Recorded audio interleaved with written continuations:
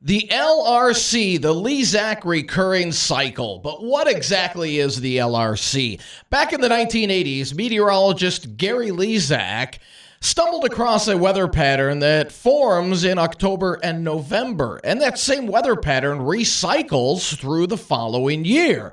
So you can forecast months in advance with up to 70 to 80% accuracy. That's right.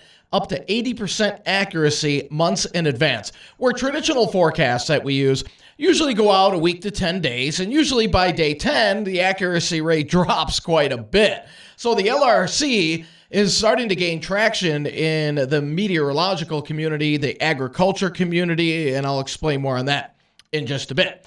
But as I said, predictions are being able to be put out up to a year in advance with 80% accuracy rate.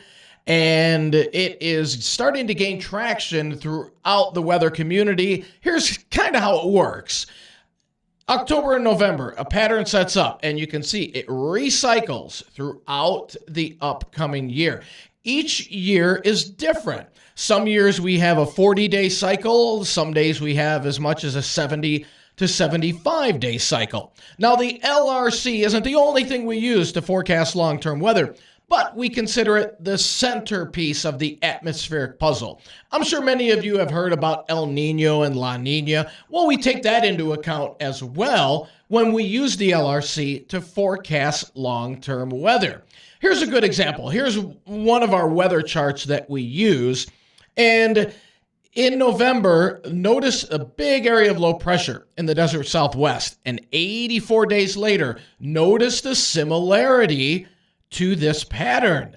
This continues to recycle and will recycle throughout the upcoming year. So what I'm going to do on our discussion is dive into the LRC, explain how it works and how it can affect you and how you can use it to your benefit. We'll have more on that coming up soon.